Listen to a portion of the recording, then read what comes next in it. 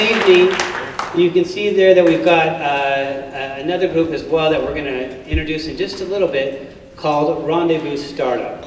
And so, but before we begin, I want to get some of the class business done.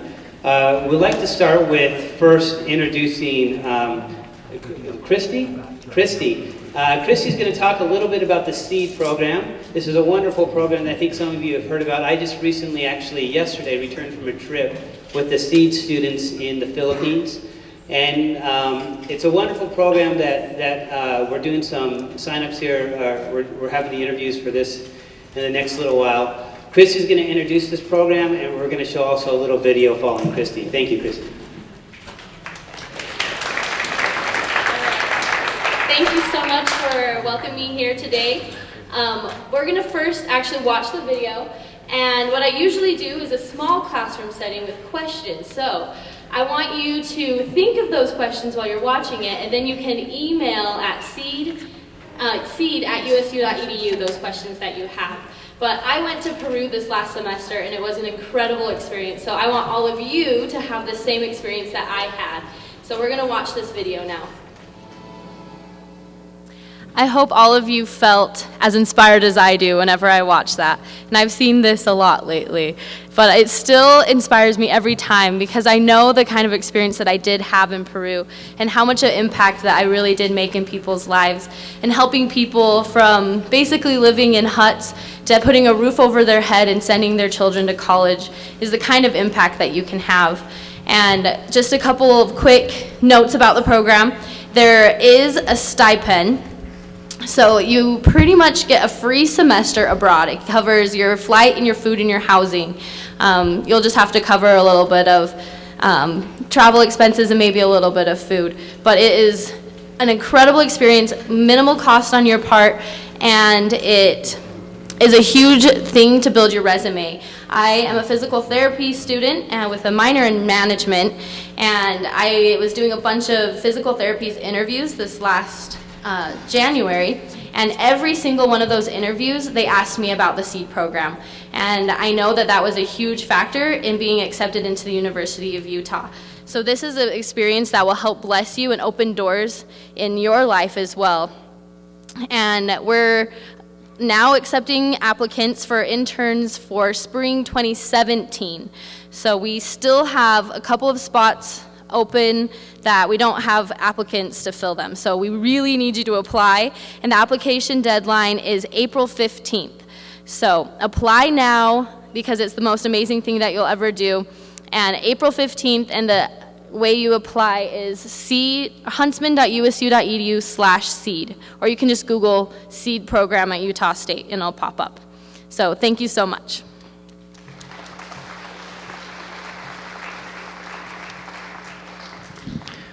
Okay, we're going to, because this is a class, just to remind you that next week you've got your paper, reflection paper that it's due. Go to the Canvas page, and you're going to reflect on things that you've learned about the entrepreneur. So it's under assignments, under reflection paper. It's due next week, so a week from today at 11:59 and 59 seconds p.m. So, but not 12 o'clock because that's confusing.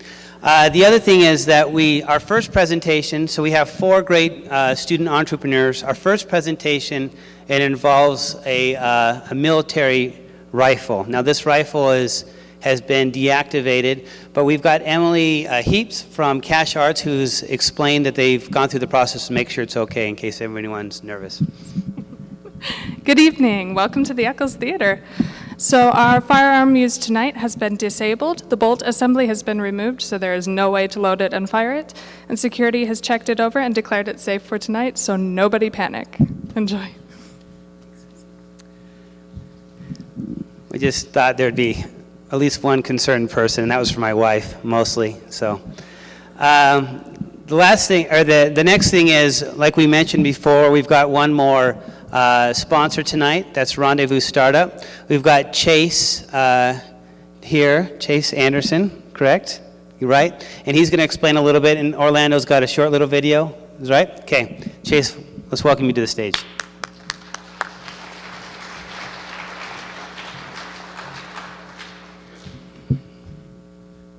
Thank you for that introduction, and thank you for having me. Let's just start with the video real quick, and then maybe I can talk a little bit more about what we're trying to do to engage the community and build a startup community here in the Valley.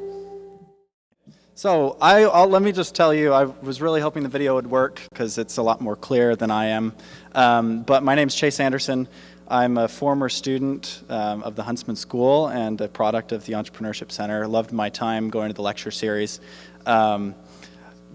I love the passion that the Entrepreneurship Center instills in the students at the Huntsman School. I love the feeling of working for a startup. I've had the opportunity of working for a couple and had that experience. And I love what they do to communities. So my interest was taking the spirit of entrepreneurship that the university has taken and is sharing with the students and engage the community here in Cache Valley more. I think Cache Valley is such a wonderful place to live. There's so many opportunities to grow and really grow a business here. And there's great mentors all around us who can make that possible. And when we have great ideas coming out of the university. So I developed a startup series that leverages founders and entrepreneurs that came from Cache Valley, who built companies in Cache Valley like Maloof and Icon, Lightning Kite and Atomic Jolt, really innovative, creative companies that are adding value to the community. And we give them time to talk about why Cache Valley and why they built a business here. And so what we're trying to do is have inspire individuals to stay in the Valley. There's so much that the Valley has to offer to all of us and great potential to build a business here. So if you want to learn more about us, what Rendezvous is doing, we have a meetup every month. It's now in the evenings, and we provide a lunch from one of the great restaurants here in the Valley, and we feature them. And it's every Thursday. It's every fourth Thursday of the month. So this month it'll be the 28th, and it'll be at 6:30. And we hold those at Strata next to Beehive Grill, and we'll be announcing those who will be speaking soon. But if you want to learn more about us, go to our website and visit us on Facebook. Our website is rndzvs.co. That's rendezvous without the vowels. We couldn't afford the vowels, so we left them out. But please check us out. We'd really love your help, love to engage you, and we know that we can make Cache Valley an even better place for startups and for entrepreneurship with your help. So thank you so much. Thank you, Chase. Okay, so I think that's it. Is there any more business? Mike, anything else? That's it? Okay, Mike's the boss. He's in charge, but he allows us to play around a little bit. So I want to tell you a little bit about what's going to go on here. We have some great student entrepreneurs tonight. I'm guessing most of you know some of them. Raise a hand if you know some of the people that are participating. You can kind of see out there. I'm really proud of the work they've done. I've only been here since February, but my first exposure to Utah State was these students in the Opportunity Quest. And what they're doing is impressive. We've got a number of great ideas. Most of them are already functioning, active businesses that are turning revenue. But I think there's a lot of people out here who are entrepreneurs as well. I mean, who considers themselves an entrepreneur? How about who would like to be an entrepreneur? Who would like to start something? Who has an idea that if it just got maybe, a little bit of help that could make something happen? Well, I see a few hands going up. I think that a lot of you out there probably would like to do something, would like to start something. You have an idea of something that could fix a problem. You see a need that needs to be met. And tonight we're going to give you guys a chance as well. So we're going to have 4 great sharks out here, 4 great judges of these student presentations. They've just come back from this oversized closet we're calling the judges' chamber, but it's just really a big broom closet. And after they're done with the presentation, you're going to have about 4 minutes, and the presenters are going to come to this point, and they're going to talk to you and to the judges, and then they're going to come back to this point and then answer questions from the judges for about 10 minutes. You're going to see the great work they're doing. And then these 4 sharks are going to go to their little closet and decide who gets the money tonight, because we're going to be giving away $3,000 tonight to these students. But since we like things in threes, we're also going to give away $300 to people in the audience tonight. And what we're going to do is I'm going to come to this spot right here, And you all have a piece of paper, right? Raise your papers up in the air, okay? So if you've got an idea, I want you to write it on that paper. If you don't have a pen, borrow a pen. That's what being an entrepreneur is, you know? Look around to the resources you have and see if you can get somebody next to you. So borrow a pen, borrow a pencil. Put your idea and your name on that sheet of paper. While these judges are in their little closet, I'm going to say, launch your ideas. And what will have happened before that is in an orderly fashion, everybody that wants to take part of this is going to walk to this place. It's not about speed, so do it in an orderly fashion. We're not going to have a stampede here. You're going to come down these aisles. You're going to walk right here. I'm going to come to this little pink mark, and I'm going to say, launch your ideas. You will have, at that point, have turned that paper into an airplane or just a wad of paper or a flying ring or whatever you want to do with it. And you're going to launch your idea from the edge of that stage. And the 4 closest ideas to me, we're going to pick up and we're going to let you pitch your idea to 3 little mini judges right here, little mini sharks. You're going to stand in this spot and you're going to pitch to them. You're going to have about 2 minutes to do that. We also have one more person that we've picked from the class, so we'll have 5 people pitching. And when that's done, we're going to divide $300 between you to give you a little bit of money to start. Does that sound like a good idea? Okay, great. All right, we've got some great presenters tonight. We've got some great judges.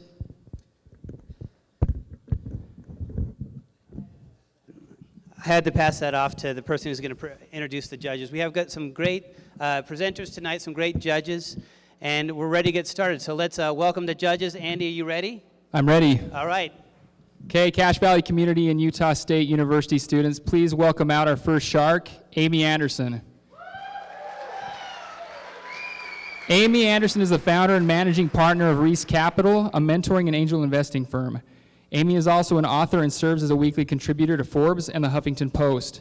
Prior to founding Reese Capital, Amy was the founder and CEO of MediConnect Global, a leader in medical record retrieval and management and one of the largest health information exchanges in the country. Under Amy's leadership, MediConnect grew over 1,500%.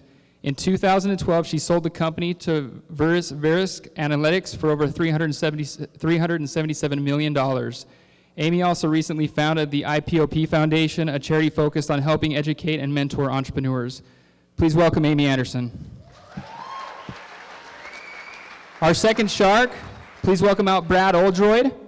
Brad is a founder of Team One Management, founded in 1997. The company has come to own, develop, and manage convenience stores and proprietary restaurants throughout Utah. In 2008, Brad began working with Jimmy John's Gourmet Sandwiches to franchise the restaurants across the Wasatch Front. Through Brad's experience working with franchises and his management companies, he has developed skills in strategic planning, market analysis, and management recruitment. He actively shares these skills with entrepreneurs through his roles in the Clark Center for Entrepreneurship's Founders Board. Brad holds a Bachelor of Science in Marketing from Utah State University and an MBA from the University of Utah.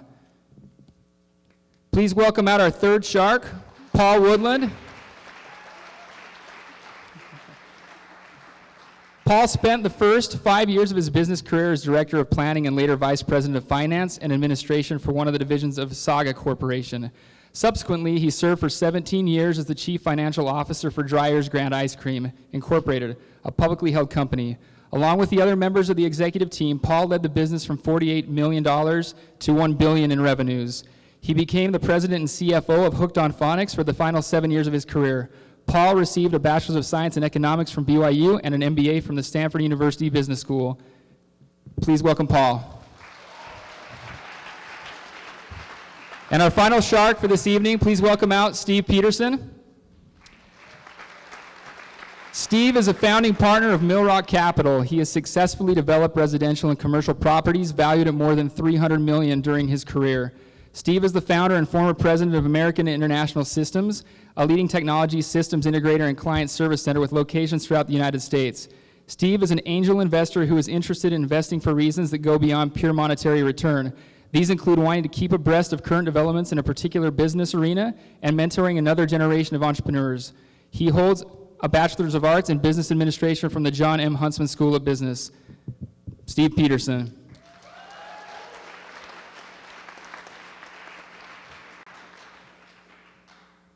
Thank you, Andy.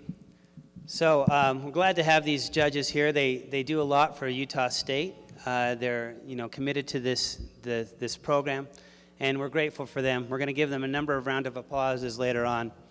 So I'm going to tell you quickly how this is going to work. We're going to have 4 groups. We have Orrin Pope from Sigma Weapon Systems. Following Orrin, we're going to have Tate Tolis of Signwise, then Sage Killian of MyBase, and finally we have Zach and Lauren Christensen from Quilcher. They're going to come and present. The judges are going to ask questions, and then after they're done, the judges are going to go to their chamber. We're going to do our little mini pitch project that we talked about here. We're going to announce the winners of both. We'll get you home in time for Duck Dynasty. It's a pretty simple program. We're going to start each presentation with a little video that explains, 15 to 30 seconds that explains, kind of introduces you to the company and to the entrepreneur, and then we'll have their presentation begin. So let's, first we're going to see the video to welcome Orrin Pope and Sigma Weapon Systems.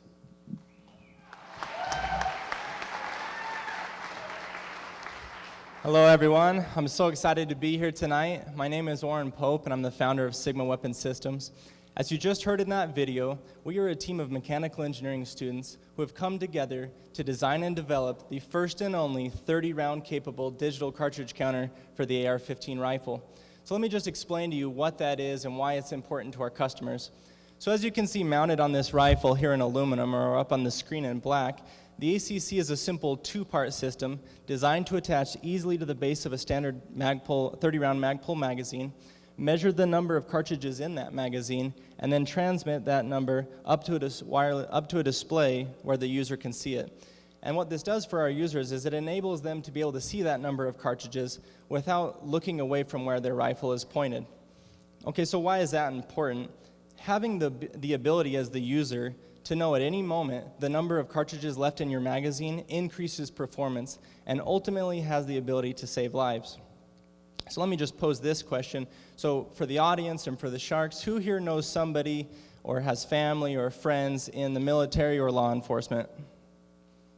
I would think almost everybody. I certainly do, friends and family.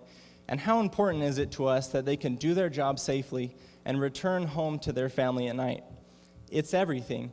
And when they find themselves in high stress, high adrenaline, life or death situations, knowing the status of their rifle is crucial. It's absolutely critical.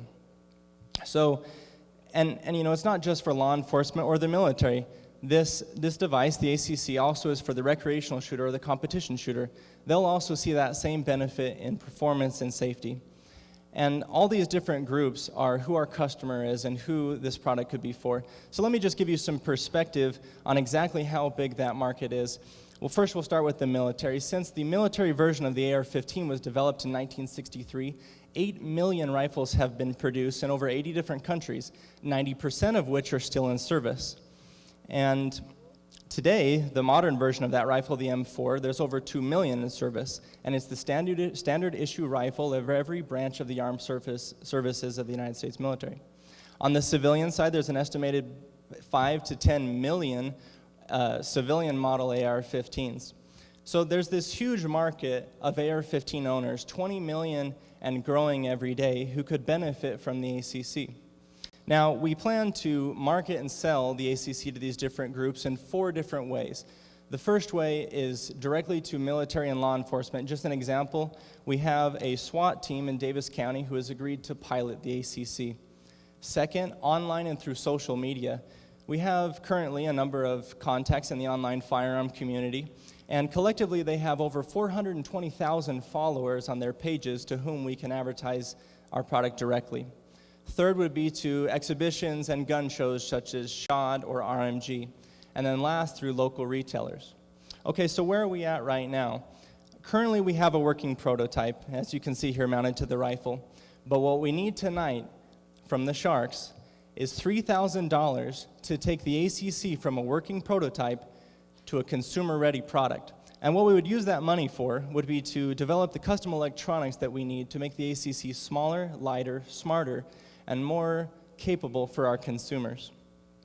So, audience, Sharks, believe me when I tell you that we feel passionate about this product. We believe that it has the ability to increase performance of those that use it. We truly believe that it has the ability to potentially save lives. And with this product, with this system, if we could save one life, one person, get them home to their family, it will have all been worth it for me and for my team. And tonight, we ask for your support in making that a reality. Thank you very much.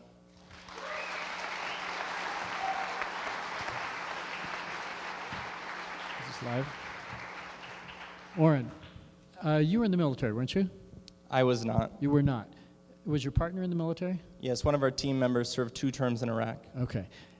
As he's thought about this and as you've thought about it, have you got an experience out there that you would have used something like this to really, prevent death, literally, and to help save life? Sure. So not only one of our team members who is a veteran, but we've talked to a number of other military members, and they talk about situations where, let's say, a house clearing, a situation when they're going and looking for the bad guy, they have to enter a structure, a building, and if a firefight does ensue, which it often does, you can't always have that time to mentally count your rounds, or you don't always have time to think, well, before I'm going to round this corner, let me just take the time to reload and kind of settle down. The situation doesn't provide for that. And so they talk about situations in which if you knew exactly the number of rounds remaining, you're not going to round that corner if you see you have 2 rounds left. As you're getting low, you'll switch then, right? And that increase in performance, knowing when, okay, I need to switch now, and that increase in safety, I need to switch now so that I don't find myself in a situation that could be potentially dangerous, the same being the case for law enforcement, such as a SWAT team or other.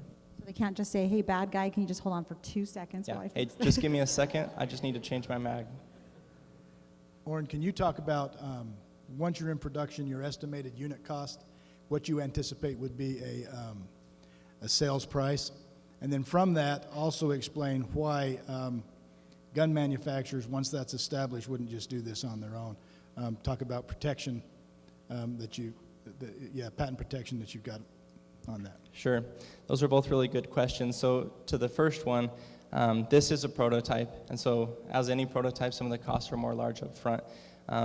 The projected price point for us to manufacture will be about $20. And that has to do with some of those custom electronics that I talked about and getting away from some of these third-party parts that we've kind of been using to prototype.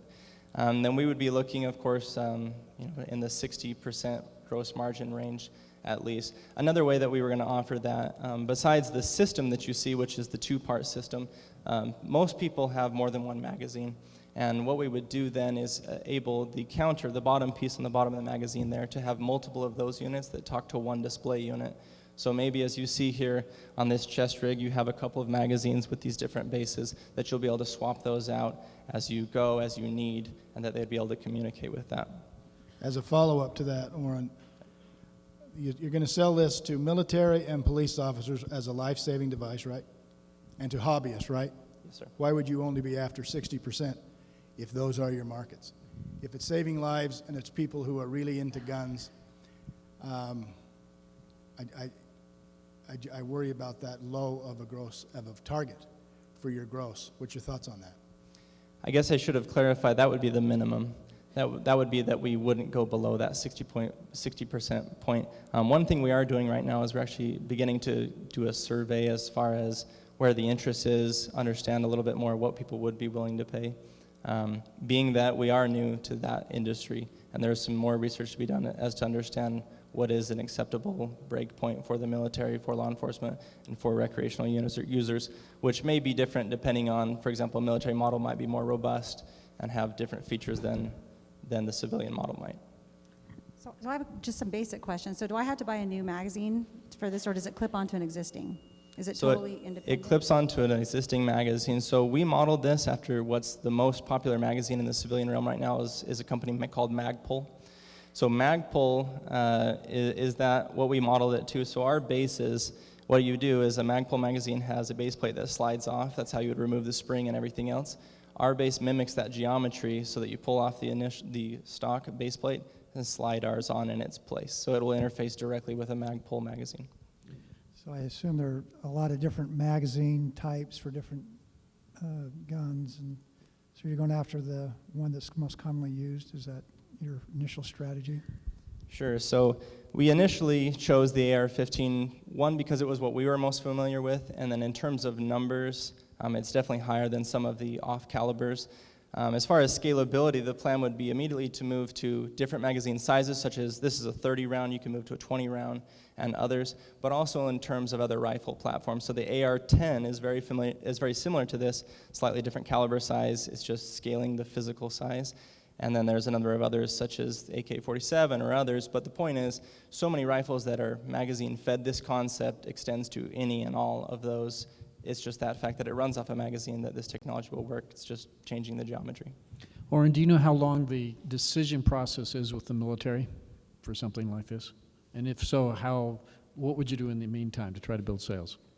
I don't know the exact number of how long it can take because there's not a set time period. I do know, however, that it is difficult, but that if you can get through it, you're kind of in. But getting through some of those processes, they have, you've heard mil-spec, military specifications, so they have certain requirements, much more than the civilian or consumer market does, of course. But that really is project dependent, so if, let's say, the Army said, yes, we want to pilot this with a small group, they would set the requirements of what it has to meet, and that could move a timeline back or forth depending on, let's say, changes that we had to make to meet their standards, or that would change between the Army, let's say it's the Air Force or whoever, and so there'd just be that negotiation process and understanding their specifications, and then really that time for them to see the product, vet the product, trial runs, and sort of that sort of thing. And so it's a complicated answer, but it could just vary. So a couple more questions. So is it communicating wirelessly, or is there a wire that goes up? So this is a wireless system. It's a wireless. And does it impact the laser sight at all, or any of the sights on the gun? Or, because I mean, I would have you bring it over here, but I don't want to freak everybody out by you picking it up. So just You want to shoot it? My husband has that same gun actually, so sadly. But I'm just curious to know, like, does this impact the effectiveness of the gun at all, or does it have you done any testing to see how it impacts that?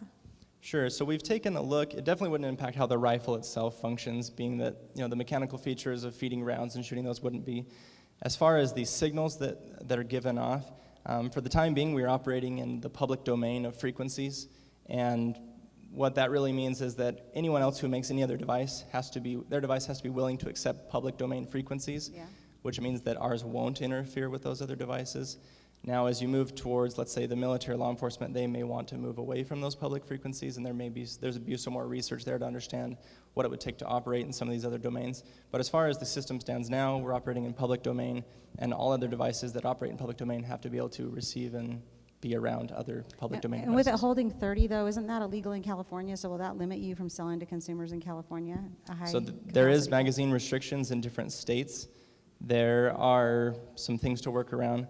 And as I mentioned, that scalability, let's say a 10-pound a 10-round Magpul magazine or a 20-round Magpul magazine, the base is identical. So we could swap that out, and there would be some modifications that would have to be made to accommodate that, but that would be some of that growth and scalability is we would look at, well, what are some of the barriers, California, maybe some of the East Coast, and what are some of the things you can do to get into those and comply with the laws in those different states. And you said 20 to make it, but how much are you going to sell it for? I just need to know how much it's going to cost me when my husband wants one. That's all I want to know.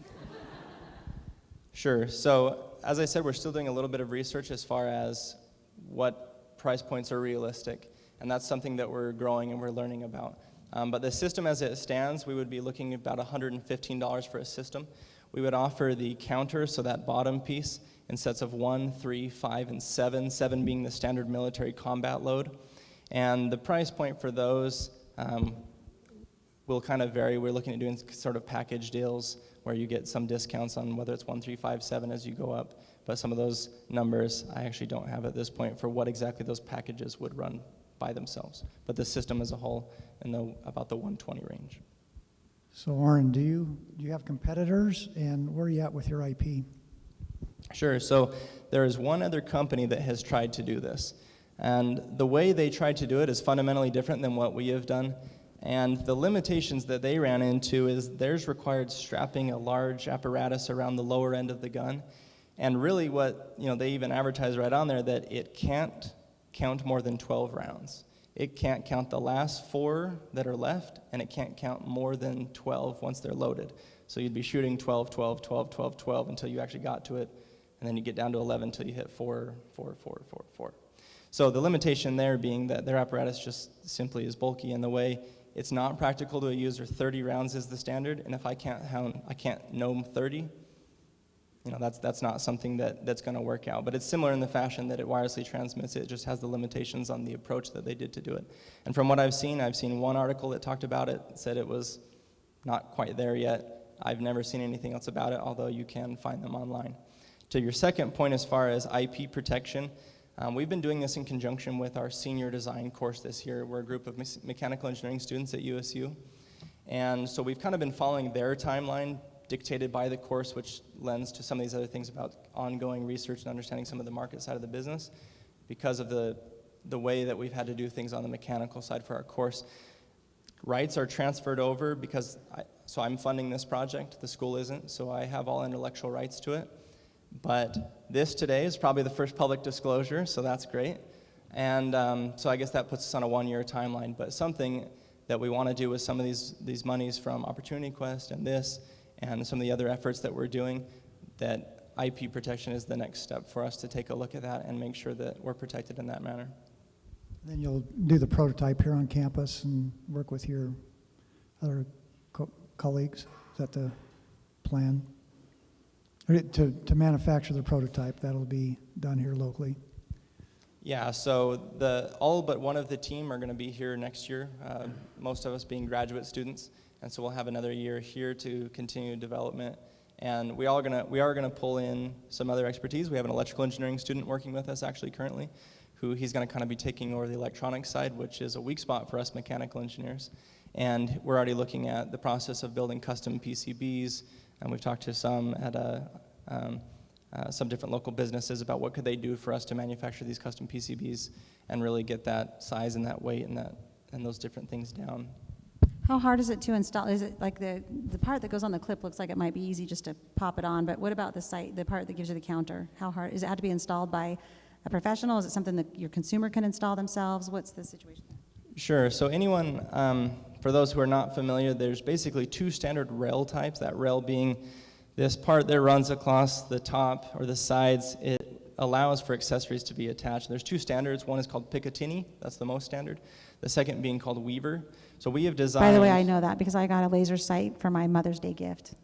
Perfect. True story. I like her.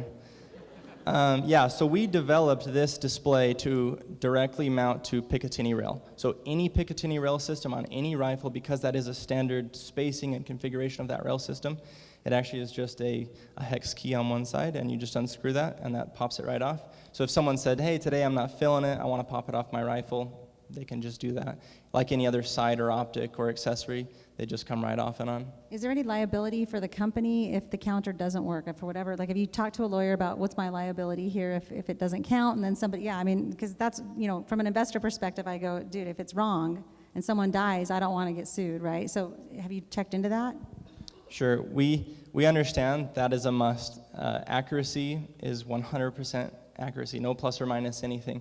So a large portion of the testing we have done has been to ensure that that's reliable at cold temperatures, at room temperatures, at hot temperatures, banging it around, these different things. So we believe that it is accurate. However, we have not yet had that conversation with a lawyer to say, what if something weird happens and it is off? What are the repercussions of that? That's a conversation that we'll need to have. Thank you. Thank you, Oren. Okay. And you really put him through the ringer. That's great. That's what we like to hear. All right. I forgot to ask him if it comes in sexy colors and if we can get like pink or... I think he'll do whatever you want if he seems to like you.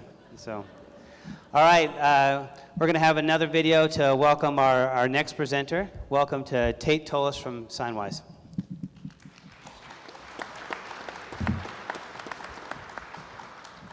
All right, good evening. So, as my beautiful video said, I'm Tate Tullis, and I'm the CEO and founder of Signwise. We're a local traffic sign and safety product manufacturing company. We started about a year and a half ago. We're located here in Logan. So you're probably asking yourself, you know, whoop-de-doo, signs. Who cares about signs? They're everywhere. And truth be told, it's not a very sexy business. But, but let me tell you what makes SignWise sexy and unique. And it comes down to two things: how we address and supply our market, and how we have a unique methodology and approach to our manufacturing. So SignWise's customer base falls into one of two categories, basically. We have the large government, cities, defense contractors, anything bigger like that, who are going to be ordering regular street signs or bulk quantities. And then we've got the small individual who needs grandpa's workshop put into their garage or something, or they need something fast and easy. And we've been able to work with both of these groups successfully. We take something such as a city, and in the past couple years, the government has come out with a new regulation that says all signs across the United States have to meet certain new standards. And I've shown kind of it here. It's a little hard to see with this light. This looks better in the dark, and as you drive home, I'd encourage you to look and see which signs you can actually see in the dark and which ones you can't. So the ones on this side do have the new standard of reflectivity, and the ones on the other side do not. And so we've been able to build a simple consultation program for cities that say, hey, you're busy, you have a lot of potholes to fix, let us handle working with these signs. We'll show you which ones need to be replaced, which ones can stay, and what you need to do to get these new signs in place. So that's how we've been able to address that market in a unique way, because a lot of our competitors are not doing it. And now where we're really going to shine is with these smaller individuals. We've been able to take our company, and the vast majority of our competitors out there are still stuck in 1993. They built their website, and they haven't touched it since. We've been able to come in, we built a website that's new, it's updated, it works on mobile, it has live chat, and we've used these new market channels such as Amazon to secure our foothold in helping these customers. So a lot of our customers, let's say if they want a handicap parking sign, you've just opened your new burger shop, you don't want to go through 50 different sign companies, send in a quote, get a call back, and then it takes 3 weeks for them to make it. You want it right away. So we've noticed that, and after talking to our customers, we decided that, hey, let's put these on Amazon. And so if they need that, 2 days if you have Prime. It's fantastic. So that's a way we've been able to address that, is that we've listened to our customers and we've done things that the vast majority of them haven't done. With that, we've been able to become one of the top sellers in Amazon in our category. And then another way that makes us sexy and unique is that we have a very special idea and methodology behind our manufacturing. We have several contracted factories across the United States as well as one in China. We try not to use the one in China so much because we like to have that Made in USA project. They're only for special individual signs that we use sometimes. But we've been able to contact several state agencies across the United States, and we've come up with an agreement with them. We say, hey, if you manufacture some of our products and you use special institutionalized labor, we would like to hire these people once they are released from being incarcerated. We feel that it's our social need to help these people rehabilitate and come back into society. So that's part of our mission statement, is to help society by bringing these people back in, giving them a job and a career, as well as keeping people safe with our products. Safety is our main part of our company. With our reflectivity, keeping cities and governments up to the new standard. And we will continue to grow and continue to build. So thank you. Hey, Tate, I have a question too. Now, Amy gets really excited about pink guns, but I'm a financial guy, so I get excited about revenues and stuff. What are your revenues, say, in the last 2 years, and what do you think your company's worth? That is a good question. So we've been in business about a year and a half since we've officially done everything. In the first quarter of this year, to answer part of that question, we should hit about 25,000 for this quarter. We've been growing about 50% every month, month over month. I would say we're seriously in business probably about 7 or 8 months from now. So we've been talking to a couple venture capital firms, and we've been offered several different deals So I would say at the end of the year, of this year, we should hit roughly $500,000 in sales. So.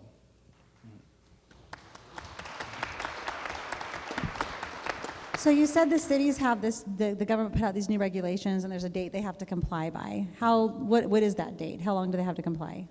They actually have had to have already done it, but as we So can if I see- get if I got a speeding ticket last week and the sign was not reflective, technically, Technically, you could do that, which is... I can get out of that. Sweet. That's awesome. Yes. So, no, really, it actually happened. So with this sign, though, is it the reflective coating? Is that the only difference that's being done now with the signs, is the reflection? Or what were the different, you said there was different standards that make them get a new sign. What is that? That's the biggest one. Size differences for certain areas need certain sizes of signs. Like you'd see, like if you notice the speed limit sign, this one's totally fine for just on a regular street, but when you go on the freeway, it's got to be twice as big.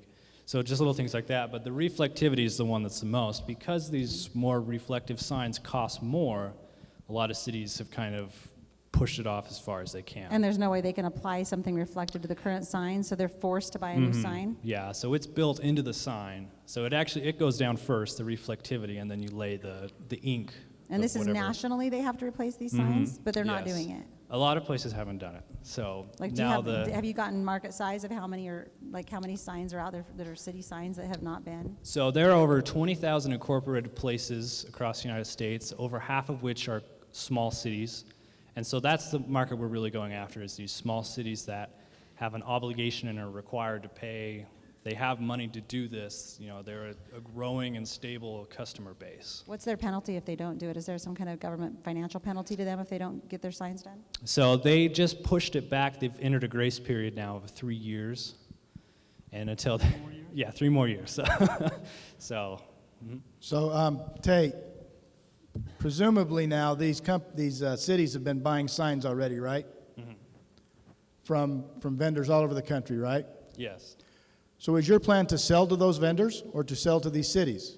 We're planning to sell to the cities. Why wouldn't you sell to these vendors and have them sell your product? That is something that we've explored a little bit, and we've had some people ask us if they could. You should explore that a lot, Yeah. So, yeah, it's definitely something we're looking into. right? So, What, and then can you go over a little bit about unit cost and pricing? Sure. So, to be specific, when we sell on Amazon, for example, we have about a 45% margin. Most of our stuff hovers around $20 on Amazon, 10 to 20 bucks. And then it costs us, when we're selling directly to cities, we do quantity breaks, so it really kind of varies. But we usually always at least have a 40% to 75% margin on our signs. Really kind of depends on the situation, but we have some pretty healthy margins. what percentage of your sales are tied to the reflective compliance? So we try to really, it doesn't cost us very much to have the difference between a non-reflective and a high prismatic. That's what the nice ones are called. It doesn't cost us very much, and so we really try to push that new thing. We try to set that as our differentiator, because most of the competitors are saying, hey, you can buy this not very reflective one. And so we try to say, hey, you know, it's not that, it's nickel's more expensive. Why don't you just get the nicer one that's going to last longer? Get it from us. Don't buy the cheaper made one. Yeah, I'm just wondering how that particular characteristic of your sign is pushing through sales, and how long that window is before most municipalities have their reflective signs, and then where does that take you? What's your next step, and what's your long-term vision of what you're doing here? Sure. So, you know, as we can see if you drive down the street, how many holes there are, that cities will always be continuously improving and working to fix their streets, and you don't often see a city run out of money. Sometimes you do. But cities are always going to be needing something like this. There's always, you've got the city and government side, and you've got the individual side. And we've gone into Europe and Asia selling these things. So these things, they're always going to be here. Someone's always going to need new signs. The signs that are considered okay for cities now, they're not going to be okay in about 5 years when they do run out and fade, and they're going to need to be replaced. So there's always going to be a continuous need to upgrade and continue building new signs. Let's talk about the consumer side for a little bit. So I tried to order a sign last summer for my houseboat that said trespassers will be shot on sight. And I went to go online to see if I could, I just thought I could go online and order one. It was like 6 weeks delivery time to get a sign, and I needed it right away. What's your delivery time? Because I think for consumers, that was for me a big negative, right? Like we want it right now. So how long does it take you to manufacture a sign? So it takes us, if someone calls us and say, hey, I need a sign, it would take us about a week to manufacture, depending on how busy we are, maybe 1 or 2 days to about a week, depending on the size of the order. But with that, that's why we've gone onto Amazon, and we have about 63 products now that we've put on. And we have a special method that we use to test which signs sell, which signs don't.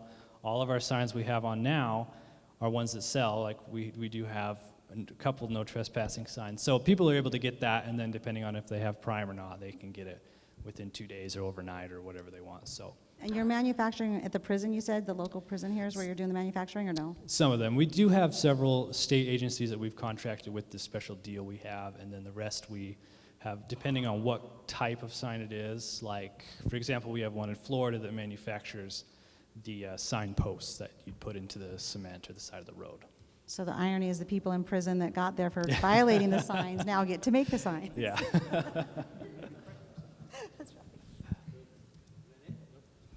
Okay.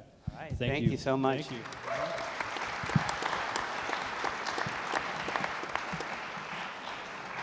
you. So 3 things now. First of all, I have a question for the judges. Why in the world do you need a trespassers will be shot on sight tomorrow? Why is that sign needed by tomorrow? Because I had a lot of trespassers. I need to take care of business. The second thing is I take umbrage at the fact that signs can't be sexy, because the first pickup line we've ever used was, hey baby, what's your sign? I mean, that's the basis of all pickup lines. All right, so we're halfway through the presentations. I hope you've made your airplanes or cannonballs or whatever you're going to make if you want to be a part of the mini competition. Our next video that we're going to show is of Sage Killian of My Base Products.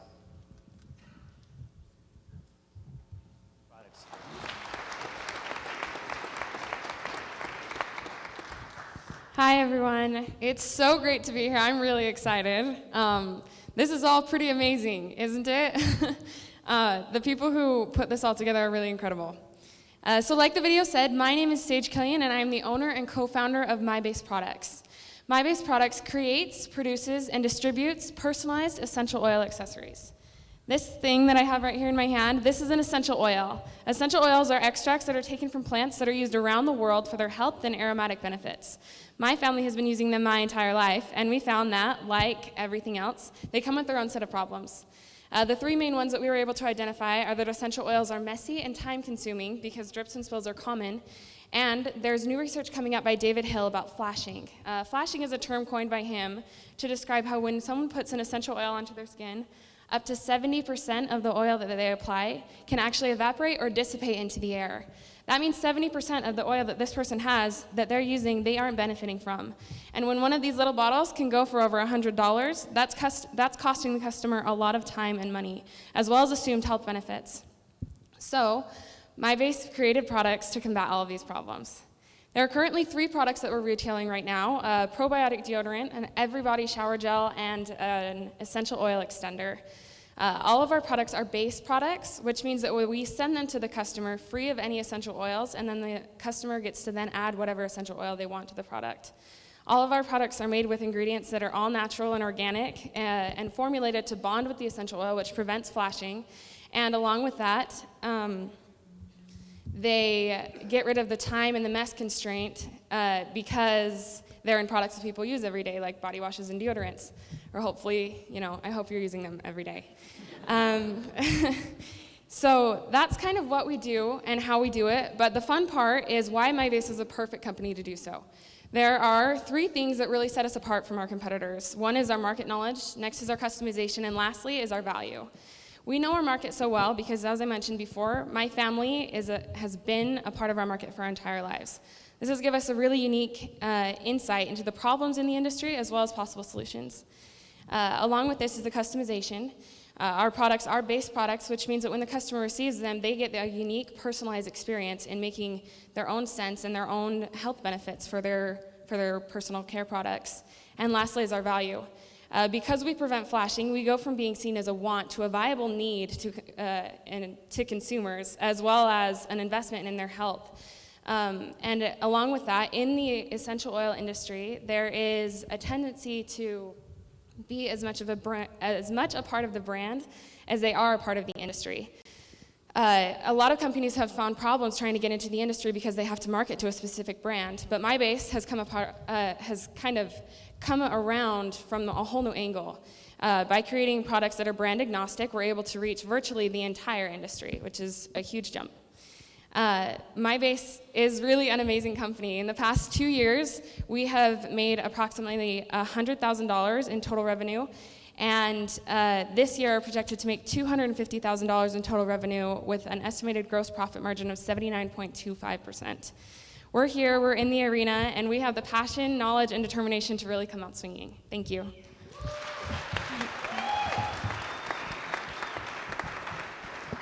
Sage, now, so this is a product, these base products that you add these essential oils to, right? Yes. Now, does that require some kind of, do you have a licensing arrangement with the essential oil manufacturers? Or talk about that as being a challenge for you to be using their product as a component, as a key component to your product. Is that, I don't know if that's an issue or not. Yeah, sorry. So what we do is we don't actually sell or use any essential oils in our product.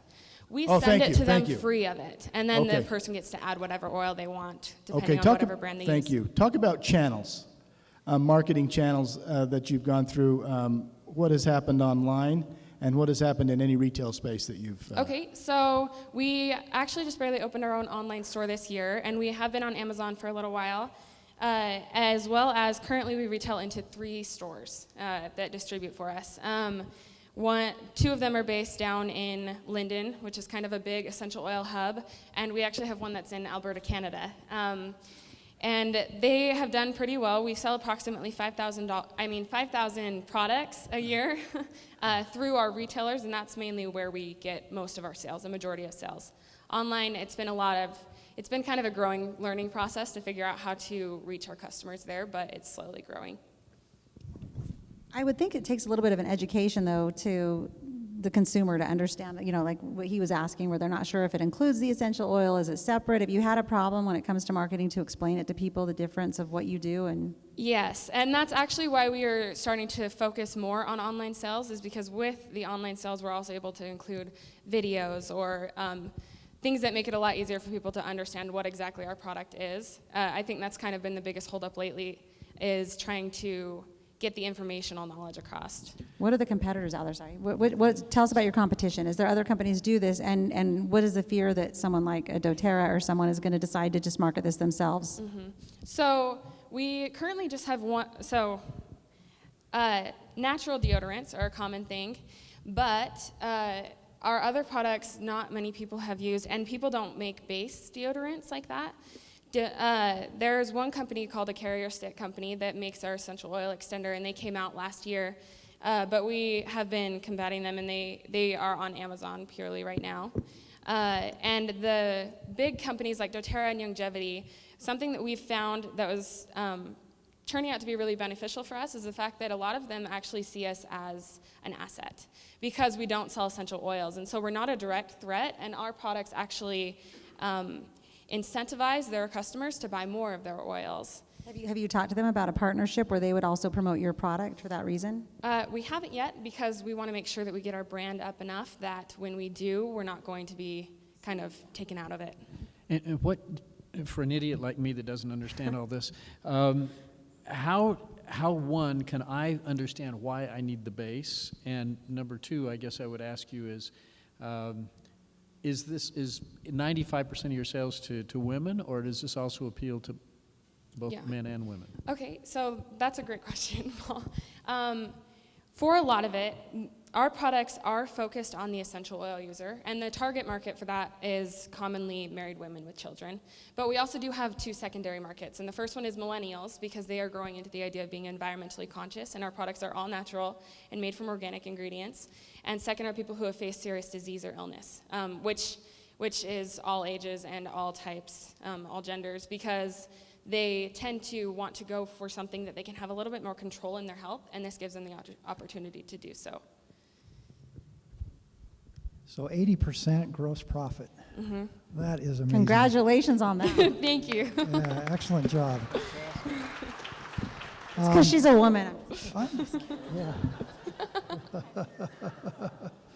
I'm curious to know, so do you just pick your favorite essential oil and put it into your base, or is there a certain science behind it? So for the deodorant stick, you'd want to use a certain type of like mint or something, and for the different applications and how you go about that. Do you make recommendations, or Yeah, how does that work? So we have to be careful with our recommendations to make sure that we don't specify any brands, because a lot of brands will make blends that people know really well, but we can't specify those specific ones. Often though, all the products are, they work well with all the kinds of essential oils and all the different plants, extracts, but I mean, we do, if someone says, hey, well, do you have a favorite? Then of course we do, because we've tried a lot of them, so. Have you done any safety testing, though, on your bases to make sure that chemically that everything's okay and that there's nothing damaging to people health-wise? Or what have you done on that front? Well, a lot of that kind of comes from the fact that because they're all natural, all the products are made from ingredients that are non-toxic. There's a toxicity scale, and all of our products are rated at a 1. It's the lowest level.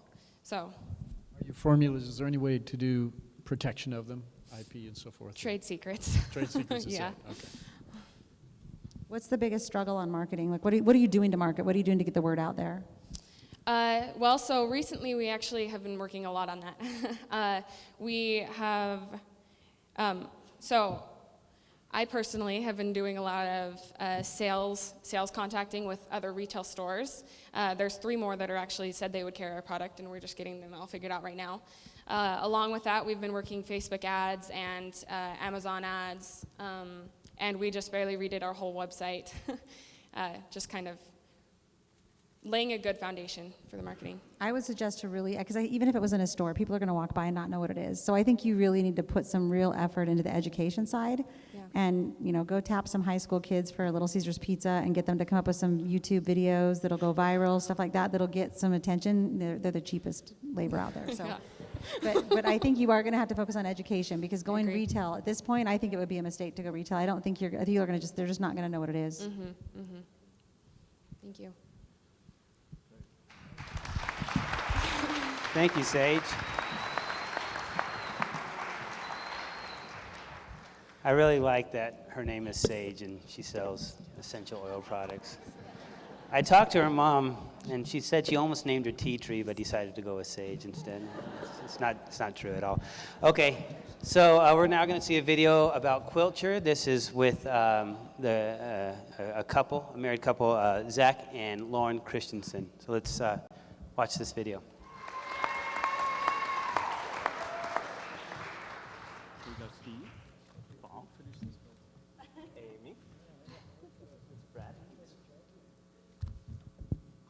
I know you men are going to go home and use these to make quilts right after this. Not my wife. Hi, I'm Lauren. And I'm Zach. Welcome to the world of Quilture. All right, how many in the audience out there know a passionate quilter? By show of hands.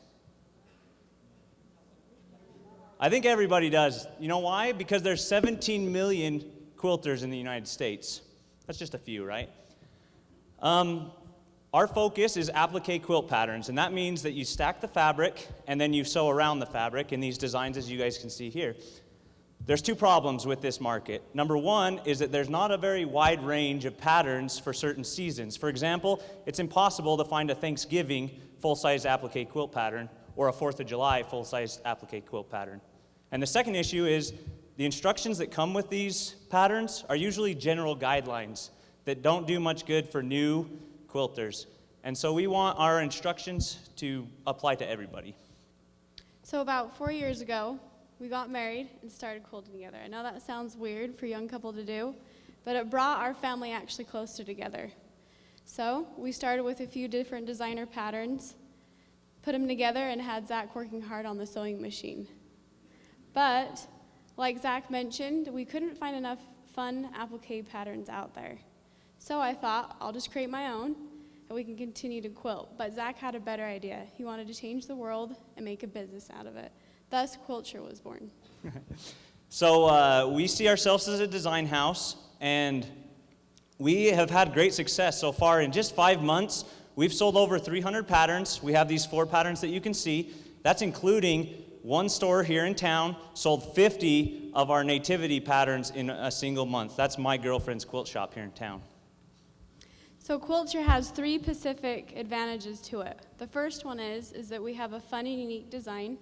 The second is it's going to include a variety of different seasons, holidays, life events, such as baby showers, weddings, etc. And the third is a simple step-by-step instructions. So let's talk about pricing. Lauren and I, we spend 100 hours up front making a pattern, but then it becomes an automatic business. All we do is we take our patterns down to the printing company, they print them, package them, give them back to us. With our small quantities so far, we can make them for about $4 or $5, but that's going to go down with quantity. We sell them for $29.99 MSRP, $15 wholesale, and $10.50 to distribution companies. Even better news, Riley Blake Designs is now supplying free fabric to our quilt displays. What this means is they are a local fabric producer with global distribution.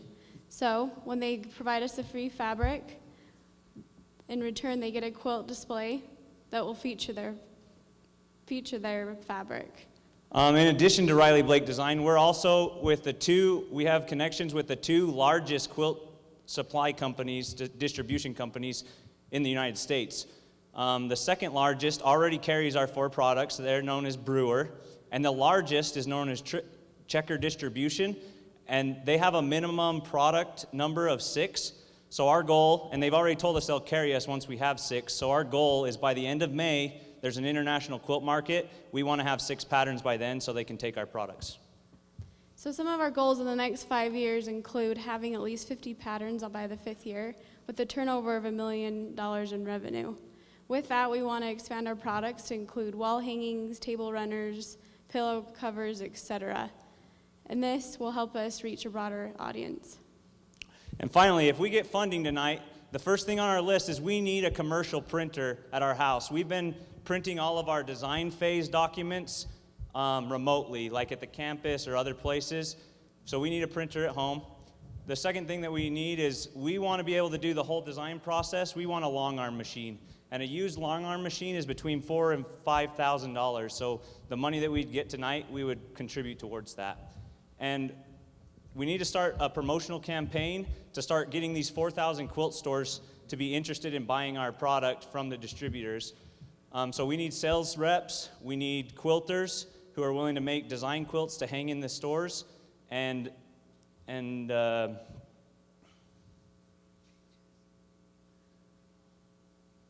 use the rest for trade shows such as the international market. So Zach and I make a great team, and we're very passionate about this. Remember, with Quilture, quilting becomes a way of life. Invest in Quilture. Okay, so it took us as judges a minute to just understand what it was. We actually thought it was you were selling the quilts, and then we thought you were selling the actual pre-done quilt things, and then when we opened this, we figured out it's a pattern. So it's a pattern for the quilt to be made, right? So this looks like a tremendous amount of work to have to to do it. So one of my questions is, I mean, it looks like you guys are really good at designing, and these are adorable, right? But for someone like me, like cutting out 28 pieces for anything is never going to happen. But I love your quilts, and I think homemade quilts are the coolest ever. So I guess I'm curious to know, why would you not take your patterns and instead of just selling a pattern, if you could actually use, I mean, they have the Cricuts now that cut fabric and all these things, that you could actually have these cut and like the squares pre-made all cute, and then they just put it onto their own quilt and do the quilting part of it. Have you guys thought about going that route instead? Because wouldn't that really be a much bigger market than just the die-hard quilters? You've got to understand the quilt market just a little bit. They're very connected with their projects. If you do too much for them, they don't get the feeling that comes from it. So to hit that 17 But see, I'm a million- non-quilter, and so I don't want to do too much myself. So I'm just curious to know if like you could do both, right? Right, Like, we could, and we've already talked with one company about digitizing our patterns to the point where a computer will actually go around and quilt it. So at that point, we could even sell the whole quilt, maybe done with the fabric from Riley Bake Design. There's a possible partnership there. You know, Zach, it seems like one of your strong points of what you're doing here is the themes for the holidays and the special events. Would it be possible to create these patterns on paper and expand your market and tie it into scrapbooking also? Yeah, that's a good idea. We'd also thought, that's Okay, a I'm good gonna pat. question. We thought of doing that before, like with missions. So people you have like the alphabet, and so they can choose out of the alphabet of where they're going with their name. And so we can reach a broader amount of people with having it be more customized to them. And that works with like newborn babies. We were going to do a baby quilt, both girl and boy themed quilts. Yeah, I mean, they're so detailed and they have a lot of personality to them, and it just seems like you could maybe expand that into other markets. I know it's not where your heart is right now, but you know, it's a thought down the road. You heard our goal. We want 50 patterns in 5 years, so we got great. lots of room to And expand. then with that, you mentioned you needed a printer, and how much do the printers usually cost? The ones we were looking at was between $750 and $1,000. Okay, and where are your sales at currently? I think you mentioned that earlier. We've sold 300 patterns in 5 months, and like today, I shipped off 12 to Riley Blake Designs for their initial order, so because they're going to start taking orders how as much is being that a in distribution. revenue, That's about the 12 patterns was $129, but on what I spent was like $30 on those patterns that we sent to them, $5 a piece. So to that point, so if you really want to expand this to size, so you can, really make what you want to make out of this thing. One, how long does it take to create a pattern? And two, how do you blow this up to where it's not $129, but it's $10,000 a month type thing? sell them pre-ready to go, so I just pop the square on, and then I tell everybody I made it myself, and I look like a hero. And you put your initial down at the bottom, right? Exactly. That's a great idea, and I think that it is scalable. Right now, we're doing all the design work. Like I said, it takes about 100 hours, but we're open to hiring designers down the road so that they can put their designs in as well, put it under the Quilter name. And I think that as we get different people in different phases, because there's going to be somebody that's better at digitizing, because I actually learned Illustrator overnight. I watched 17 videos in 1.5 time to teach myself how to use Illustrator to digitize the patterns. That is painful. So I think there'll be other people that will be like that. And then, like we said, we're willing to hire quilters so we can have some display quilts, because the theme in quilting market is to pass the quilts around to different stores so they can hang it and sell 50 patterns in a month like we did, and there's 4,000 stores. So how big's the market, and what's your competition look like? There's the quilting market is 2.4 billion. Well, what about the pattern what specific? about the pattern? Yeah. Pattern specific, I think, is like 126 million or something like that.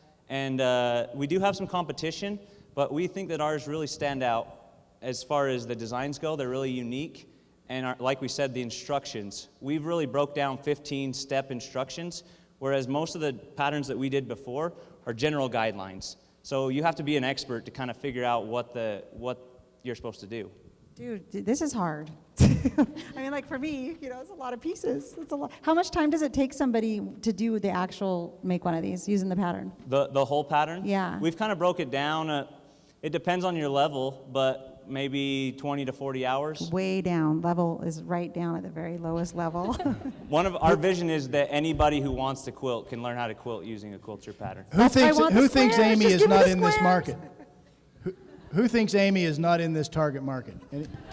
Amen. But I could be. The whole point is I could be. If No. if they did part of it for me, I could be. I don't I've always see it. wanted to make one of these. I don't see Our it target happening. market is the sweetest people in the whole world, too. I don't That's see what it we happening. found. That Send it over to my 55 wife plus and she'll but make it but for in They're a you. few so years, nice. 58% of the working market's going to be millennials. So you got to find a way to reach out to them, and they don't sit and cut out patterns for Amy. hours. They Until they hit 55 and they retire. That's what we they are found the out. ADD generation. If it takes Not more hap- than 2 minutes and there's more than 2 instructions, we're done. Not happening.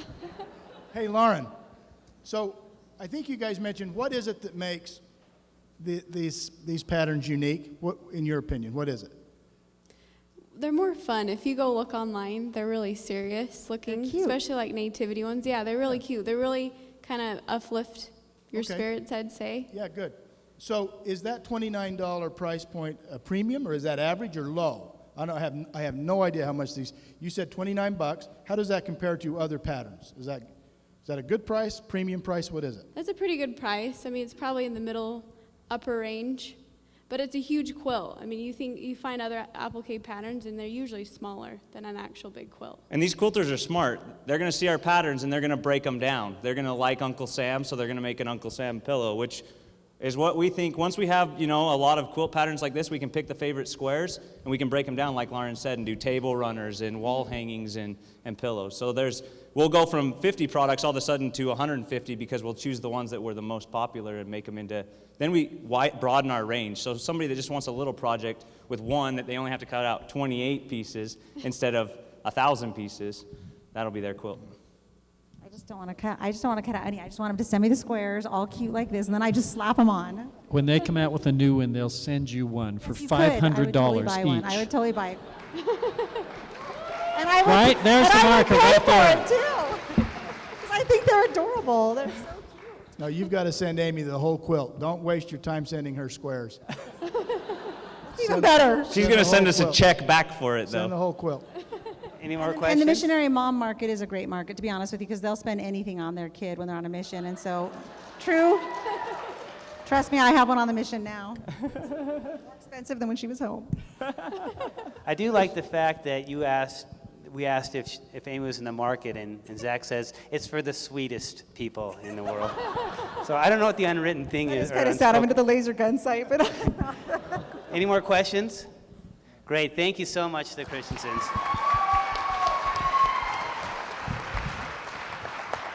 Okay, so let's give another round for the presenters here. And for the judges. All right, so through those doors, it says Star Room B. It's kind of a closet. So that's where you're going to go. As soon as you're done, come on back here. We're going to announce who the winners are going to be. And as they're doing this, we can remove these last two. We're going to have everyone kind of make your way down here that wants to participate in the mini pitch. We're going to be giving away $300, $150 for first place, $100 for second place, and $50 for third place. There's 4 people we're going to pick up, and then there's one more idea that we have that we're bringing on up here as well. So I'm going to go to this spot. We're going to bring out, actually, let me go get the other mic.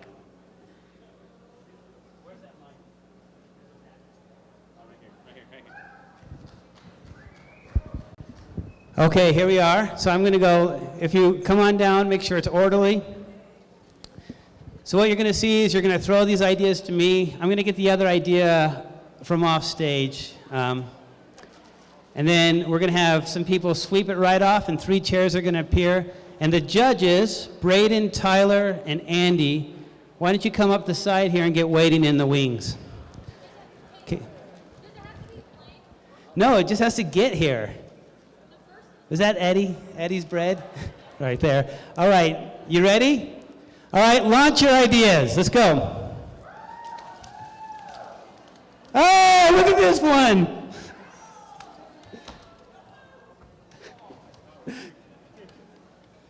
Any more? Okay, here comes one. Where'd that come from? Is that it? That was poor. Who was that? Let's do that one again. It's ridiculous. That's from like Utah State basketball team right there. All right, go. Do it again. Launch it.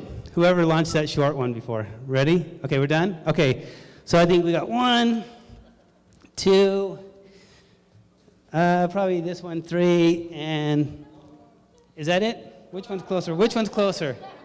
These ones are not closer. This one right here. Okay. All right. So let's get the brooms out here, and then get the chairs out here, and we'll open these up. Oh, don't share the ideas. Okay, we won't share the ideas. Holy cow. Mike, I think somebody wrote their paper right here. Where's the name? Okay, who wrote this paper? there is a huge information gap. Who's that? Who's me? What's your name? Jeremy, get up here, Jeremy. There's some stairs here. It's like an essay paper. All right, you stand right here by the judges' table. We've got our next one. Eric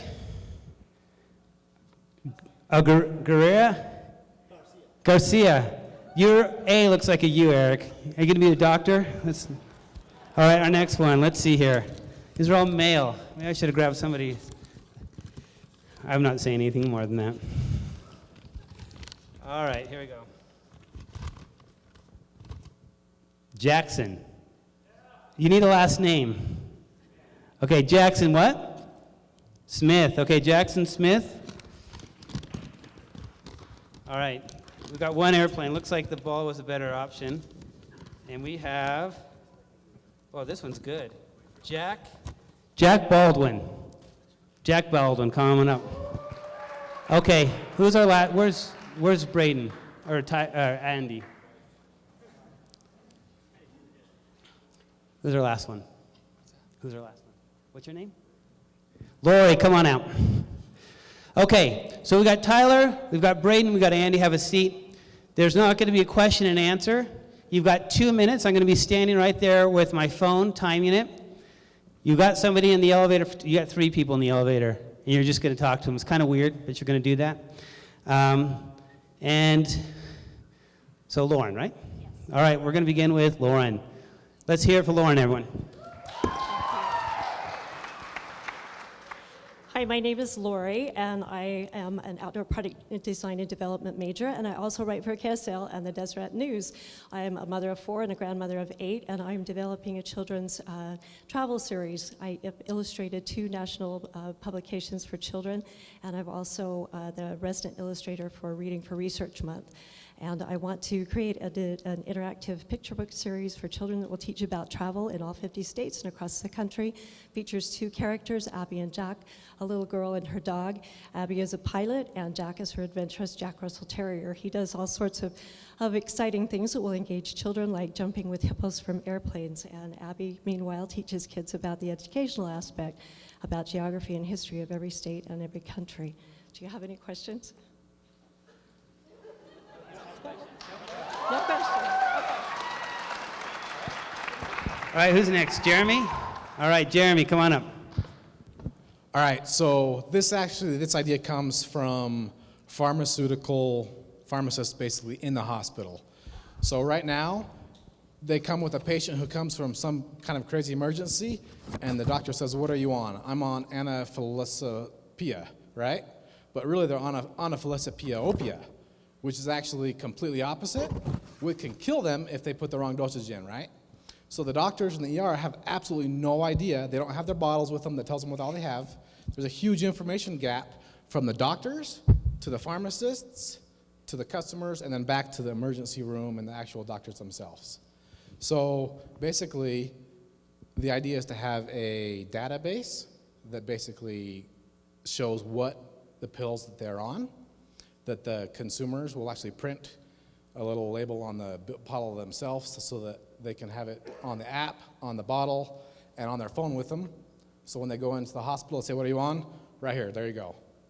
And streamline it through the whole process so you can actually have a patient identification number and say, so the hospitals can actually look up and say, this is the real time what I'm taking, this is real time on the dosages, and we're not being like, okay, I was on 100, but actually I got upped 2 weeks ago, 2 days ago, and so you're not actually giving them the wrong medicine that could actually possibly kill them.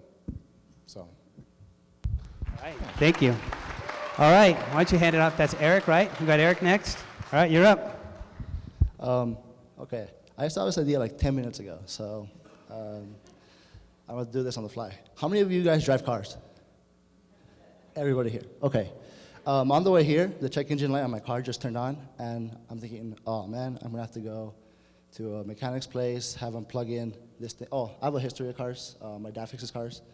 And I know how these things work, except his shop is in Salt Lake. And so I have to go to a mechanic, have him plug the machine in, or go to AutoZone and say, oh, it's this problem. And then then I go fix my car. And so there's this big gap between knowing what's wrong with your car and having that little machine. My idea is possibly, I'm just freezing up here, sorry, my bad. Using, excuse me, okay. I want to make a little device that plugs into your OBD2 and then make a cell phone app, drastically reducing the cost, because one of those big machines costs around $5,000. The small machines cost $100, $200. Maybe make an app, plug that little thing there, and then whenever there's a problem, it's a new message on your phone. Hey, there you go. Your car is making too much smoke, go get it checked. And so you at least know what's wrong with your car. And then I could also do, maybe you have a GPS, know where your car is for when you're having your teenager drive off of your car, or when, have it check your mileage. How many people actually know the mileage of the cars? They have like an estimate. And I know that societies are becoming much more greener, like today in the US. And so if we can know our mileage, we can see, maybe if I do this, the mileage will get better. I was just thinking, I just thought of this actually a second ago. Maybe add notifications for, my car needs an oil change, or my car needs new tires. All right, Eric. Got it done. Okay, let's go. All right, is this Jack or Jackson? Jack or Jackson? All right, I've had this idea for a solid 30 minutes. How many of you guys grew up with a dad that loved to tell dad jokes? Yeah, so that was my dad. So I decided to invent an action figure that tells dad jokes. Kind of like the what do you pull it? And if you guys don't know what a dad joke is, an example would be like, if you say like, hey dad, I'm cold, and he'd be like, oh, hi cold, I'm dad. And like, another example is like if you're like, what time is it? And then your dad would be like, time to get a watch. Like those types of jokes. You're not supposed to laugh at him, you get annoyed by him, you grown dad. So that would be a fun gift to give like to your mom for Mother's Day to bug her. Or like when your friend has a baby, you would give him that action figure to congratulate him because he can officially start telling dad jokes. So that's my idea. All right, let's go Jack. Hi, I'm Jack Baldwin. I've been working on this idea for a while. It's an all-inclusive, like college. We have complicated lives sometimes, and I wanted to simplify that by creating a website that includes everything. So it would create, it would be university specific. So I log onto this website. It says, where's your university? USU, not BYU. You go through whatever university you want. And I have all these tabs. One would be the odd job section, where any student can post their marketable talent. So I wax skis. I'm going to post, I wax skis for $10. The college kid who hires me is happy to do it because it's way cheaper than Al's will do it for them. And I'm happy because I can wax 3 pairs of skis in an hour. I'll make $30 an hour. And so those with those marketable talents can advertise there. Also, it'll be a classifieds, university specific book section. So instead of selling a $200 book to the bookstore for $20 and someone rebuying it for $200, I sell it directly to that person for, say, $75. Everyone's happier. There will also be a section included for carpooling. I mean, these are just ideas that can be added. Anyone who wants to be a freelance tutor, there will be a rating system. So if they do a good job, they get a higher rating. People rate them, and then they can work for themselves. It's just providing a marketplace for every student to be their own entrepreneur. Okay, and it's time. Yeah. All right, Eric, so it's Lori, not Lauren. Lauren or Lori? Lori, okay. Let's give a cheer. Who likes Lori's idea? You guys should be conferring right now. All right. Who likes Jeremy's ideas? Jeremy, right? Oh, come on. Let's do louder than that. All right. You guys got out of order. Eric, you're there. Jackson, you're there. Switch, because you guys, that's the order that you presented in. All right, Eric, who likes Eric's idea? All right, and we've got Jackson, right? Jackson. And how about Jack? Let's give a hand for Jack. All right, thank you, everyone.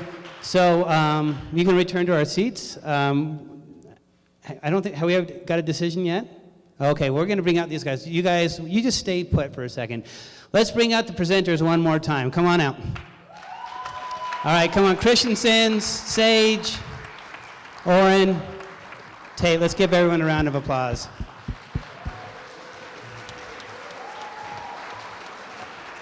I'm really proud of these guys. I think they did a great job. Did I mention, did anyone else get confused when Zach said, we sell these at my girlfriend's quilt shop? Because I was really confused the first time I heard that. I thought, that's a pretty cool relationship there, but I don't think I'd like that much. But anyway, so way to go, Lauren. All right, thank you, everyone. I think our judges are about done here. These guys are trying to figure this out.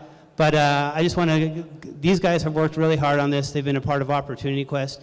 If you want to be a part of Opportunity Quest next year, come and talk to these guys. It's a wonderful competition. It'll take this next year.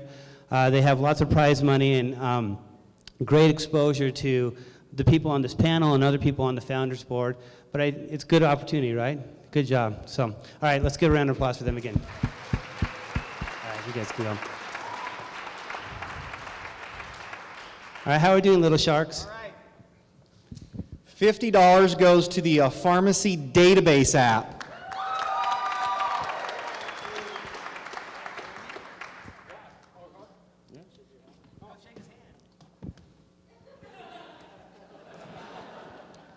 $100 goes to the car maintenance notification app. And the winner of $150 is the university-specific advertising model.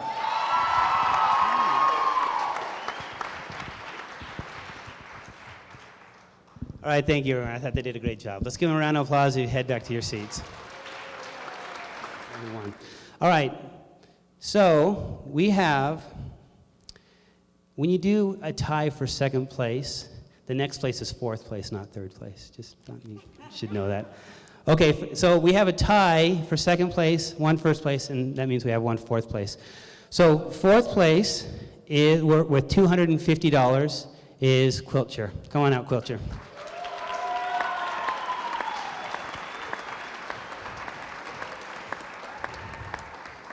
Is anyone taking pictures? We got a picture right there is your camera.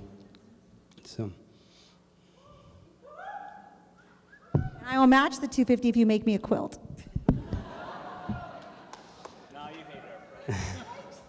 Okay, ready? Good? Okay. All right. Tied for second place is Sigma Weapon Systems. Come on out. So that's $750 to Sigma Weapon Systems. There's your camera right there. Give me a thumbs up when you're done. Okay. We've got, also in second place, we've got Signwise. Come on out. Tate.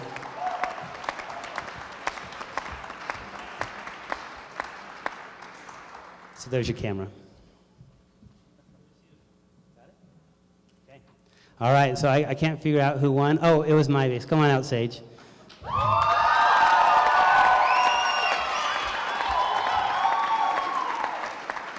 right. Oh, that's right, $1,250. There we go. Okay, thank you, sir. All right, we also wanted to say thank you to our judges. This was based, I think Amy's husband wanted to buy some chocolate, so we bought it for everyone.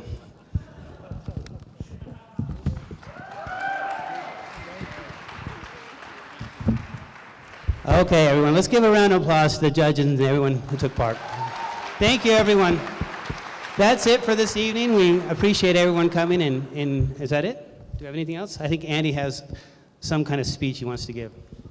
Those that won some money in the audience, come and talk to me afterwards, and I can tell you how we go about paying you. So that's all I have. Thanks so much for coming out, you guys.